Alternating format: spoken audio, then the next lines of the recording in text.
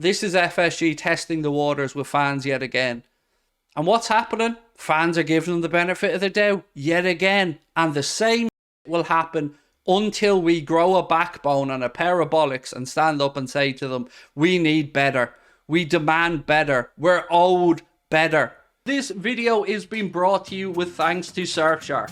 Surfshark is an app or browser extension that allows you to browse websites in other countries and keep you safe and secure from hackers. Surfshark allows you to virtually travel the world with just the tap of a finger. As an example, we here in Ireland can What is Afflix? We here in Ireland can watch other countries' Netflix libraries, unlock UK services such as BBC iPlayer, and of course that all important Spanish DAZN account for football. Surfshark keeps you safe and secure by covering up everything that you do online. When your device connects to the internet, all this information is, in a way, blurred out. This is particularly effective when you're out and about on public Wi-Fi, maybe you're in college or at a cafe. It keeps your information safe and secure from hackers. With a Surfshark, just ask Surfshark. Just here, have a Surfshark. Johnny? Mildred, Surfsharks? Surfshark allow you to use unlimited devices on just one subscription, meaning if you so wish, you can grant access to your friends and family. On top of that, Surfshark offer a 30-day money-back guarantee. If you don't like it, they refund you. It is that simple. Simply scan the QR code on your screen right now, or use the link in the description, putting in the code Anfield Agenda at checkout. But look, let's start off with the positives, right? Let's start off with what we know about. We know that Liverpool have signed Alexis McAllister, and that's brilliant. Whatever way you look at that, that's brilliant. The fact we paid 35 million makes it even better. But when you see stuff like Liverpool are looking to see if they can sign Thuram after the Euros, and then we'll see if we've enough money left to buy another £35 million midfielder. And then you're starting to see, and it could be just me, but I'm asking this as a genuine question. Are you guys starting to see stuff in the media that's like almost paving the way for two midfielders and a cheap centre back, and that's your lot? Because I get the feeling that might be where we end up here. And I was reading through a lot of comment sections on the Athletic and the Echo, and as I always try to do, to look at fan reaction and see how everybody's feeling. And there's a lot of people feeling like that's the way this is going to go. And that's not right. It's not great, is it? It's not the upbeat window we'd all hoped for. So I get people who are going to say that the window isn't over yet. And that's a fair point. You've got every right to say that. But you know the whole once bitten, twice shy thing? That's kind of how I feel. And I feel a bit disheartened at the minute, to be honest with you. I do. I feel a little bit disheartened. LFC USA's in the house. How are we, sir? Here in Boston, Red Sox fans are hating FSG as well. They ruined the Sox with their cheapness. It's mad. And you know what? I woke up today, I looked around, and what do I see? Manchester City about to get into the bidding race for Declan Rice. They've already signed Kovacic, which is, like, if you're thinking about their business from the point of view of they've lost Gundogan to Barcelona, they've brought in a very good caliber alternative there in Mateo Kovacic to come in for about 30 million from Chelsea. And now they're looking at Declan Rice. We know they're also looking at Josko Gvardiol, and that deal's most likely going to happen. So I'm finding it difficult to be upbeat at the minute and to not sound like a broken record. Have Liverpool made a second signing yet? No. And look, judging by articles, we might not see another signing till July. Because most of the players we're looking at, Van de Ven, Thuram, Kone, Gravenberch, Viega, all players playing in the Euro under-21s. So, in one way it's understandable. It is, but it also kind of suits the narrative, right? It suits the dragging the window along. And then once you get into July, sure, it's not that far to try and blag your way through there with regards to a lack of finance for the manager. And it feels a long way from the big window we were promised. A long, long way. And it got off to such a good start, and there is still time. But look, is anybody confident that these owners are going to come through for us? I think if we get Van de Ven and Thuram, I won't be happy with just that. It's just not enough for me. You know, like, I look at it this way. We had a situation where we were told that we had money for Bellingham, right? We could have afforded one Bellingham and nobody else. And the decision was made that Liverpool needed more in midfield than just that one Bellingham signing.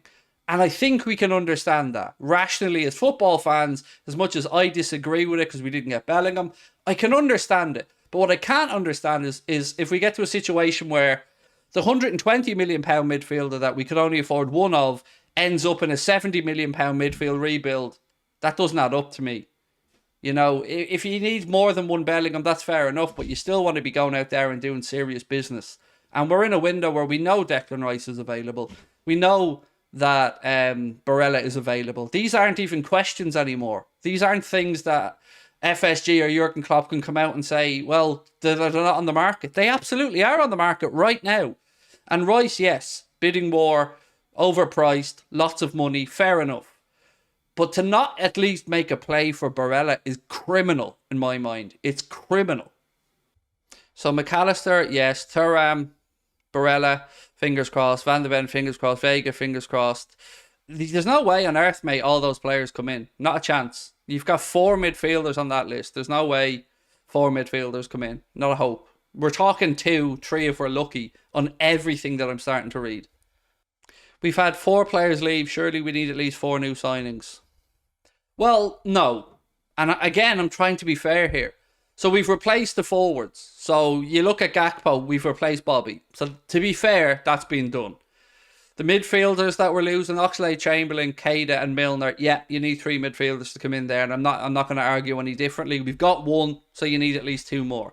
Now, I think there's an argument to be made that if Trent was to become a midfielder, if that's it, if Trent was to become a midfielder, okay, I'm happy with 2, but then you need a right back. And you do need a right back in that scenario. You can't cheap that. You called it, Craig. It's always the next window with these greedy fools. It is. And again, there's still people on their side. And I'm honestly losing my damn mind trying to figure out how anybody can look at this situation with the owners and not feel like it's happening again. Like we're being duped again. Like the rug's going to be pulled from under us again. And the media are starting to change the tone of some of the articles that we're reading as well. So let's look at this as an example, right? There's one piece out there at the minute that says Orkun Koku was very close to joining Liverpool this summer. The Reds asked Koku not to sign for Benfica in June. A deadline was set for Liverpool to submit a bid, but it didn't arrive in time, so he decided to move to Benfica.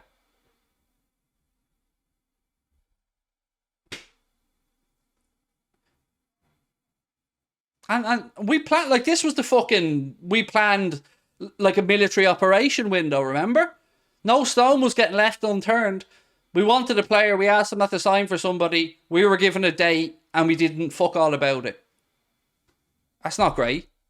That's just one article. There's a piece as well coming out of Italy that says Juventus are willing to listen to offers for Federico Chiesa.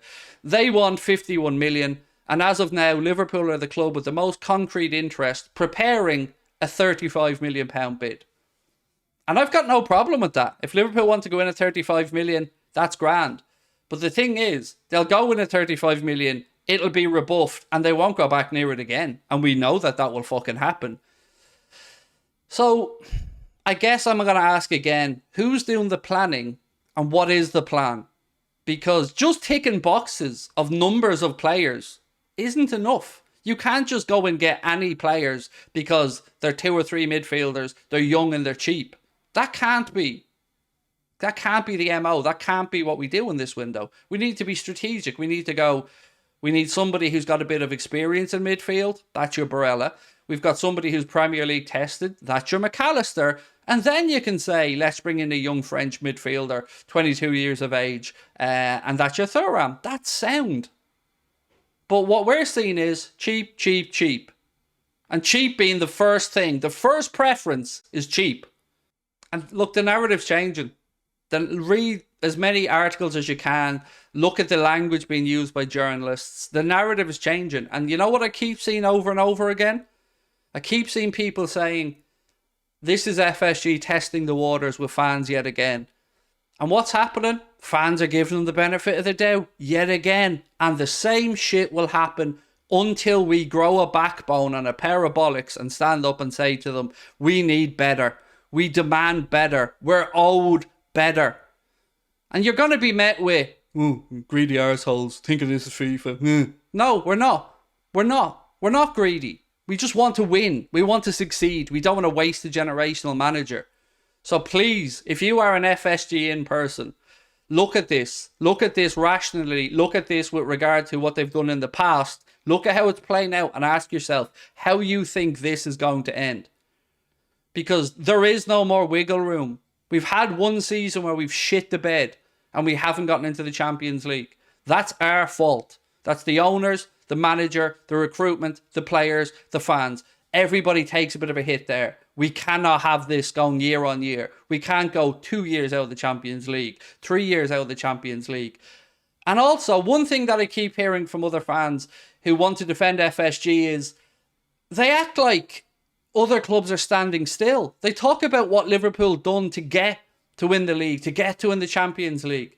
And it's not easy to argue against them on that point. But when they see that we've done nothing since that, and Arsenal have progressed, and United have progressed, and City have progressed, and we've stood still, that isn't good enough. What is it going to take for some of these fans to actually speak up, to actually start to question the gospel according to John W. Henry? Because I tell you what, he is nothing but a cheap fuck. He is nothing but a charlatan. He is nothing but a money-grabbing arsehole who wants to rinse every pound note out of Liverpool Football Club and spend as little as possible doing it. And if you think in any other way, then you are absolutely kidding yourself. The only thing that has gotten them this far is Jurgen Norbert Klopp. That is the only thing that has saved their ass year after year after year. And they're leaning on him again, and they're expecting him to pull rabbits out of hats again, while City are out looking at Rice, while Arsenal are looking at Rice, while Arsenal are looking at Kai Havertz, while Arsenal are looking at Yuri and Timber, while United are looking at bringing in players. And we're still looking in fucking Aldi and Lidl yet again.